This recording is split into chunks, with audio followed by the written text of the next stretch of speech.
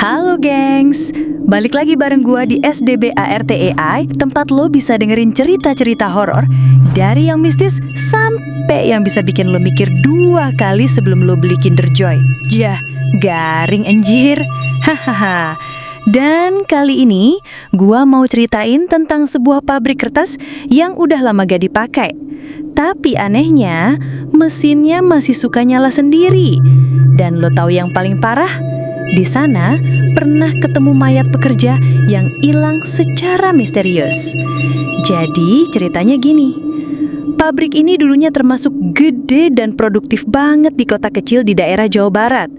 Dibuka dari tahun 80-an, tapi resmi ditutup tahun 2007 karena ada kebakaran hebat yang rusak hampir 60% bangunannya. Tapi sejak saat itu, cerita-cerita aneh mulai muncul. Mulai dari warga sekitar yang ngedengar suara mesin nyala tengah malam, padahal pabrik udah gak ada listrik, sampai penampakan bayangan putih yang suka lari-lari di lorong bekas gudang penyimpanan kertas gulungan. Gua dapat cerita ini dari salah satu satpam freelance, namanya Bang Iwan. Dia pernah dikontrak buat jagain area pabrik itu waktu ada proyek pemulihan aset. Jadi ya walaupun udah tutup, tempat itu kadang dikunjungi buat audit atau investigasi internal. Bang Iwan cerita, malam pertama dia jaga di situ, semuanya berjalan biasa aja. Tapi sekitar jam 12 lewat, dia dengar suara kayak kertas diseret-seret, kayak ada yang gesek-gesek gulungan kertas di lantai beton. Dia pikir itu mungkin tikus gede atau kucing, ya wajar lah ya. Tapi begitu dicek ke gudang, bau anyar langsung nyambut dia.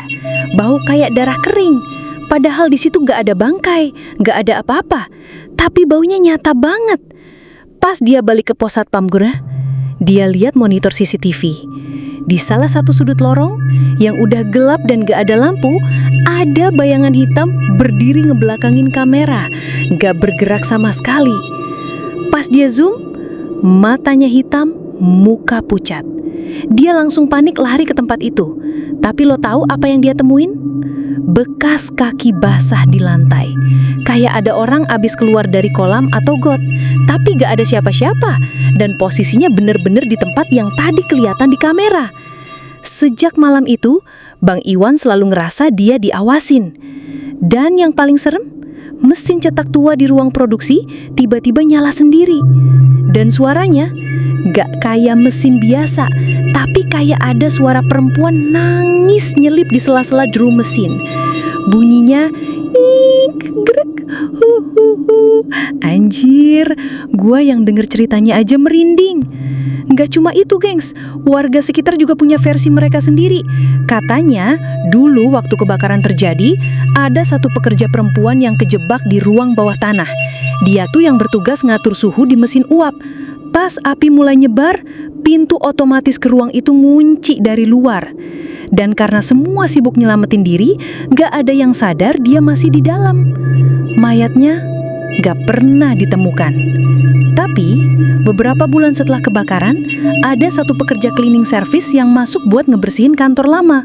Dan di situ, dia nemu seonggok rambut panjang banget nyangkut di roda mesin yang udah gak beroperasi. Rambutnya masih bau sangit.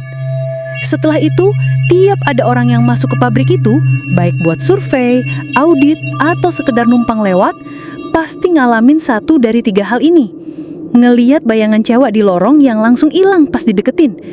Kecium bau gosong dan darah yang tiba-tiba muncul tanpa sebab. Tiba-tiba kerasukan dan mulutnya ngomong hal aneh kayak, "Saya belum mati, tolong bantu saya keluar." Dan lo tahu, beberapa paranormal yang pernah datang bilang roh perempuan itu belum tenang. Dia nyangkut, dia nunggu, tapi gak jelas nunggu apa. Sampai sekarang tempat itu udah dipagerin, gak boleh ada yang masuk tanpa izin.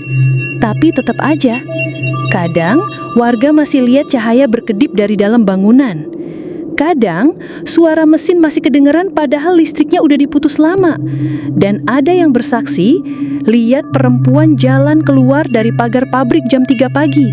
Rambut panjang banget, jalannya pelan, dan kakinya gak napak tanah. Gua gak tahu ya, apakah ini beneran arwah yang terjebak? Atau mungkin tempat itu memang udah jadi gerbang untuk hal-hal yang gak bisa dijelaskan logika manusia. Tapi yang jelas, jangan pernah coba-coba masuk pabrik tua sendirian, apalagi pas malam. Ya lagian, ngapain juga malam-malam ke pabrik tua, bos? Oke, gengs, segitu dulu cerita dari gua hari ini. Percaya atau enggak, itu terserah lo. Tapi yang jelas, pabrik itu beneran ada. Dan kejadian ini udah jadi rahasia umum di kalangan warga sekitar.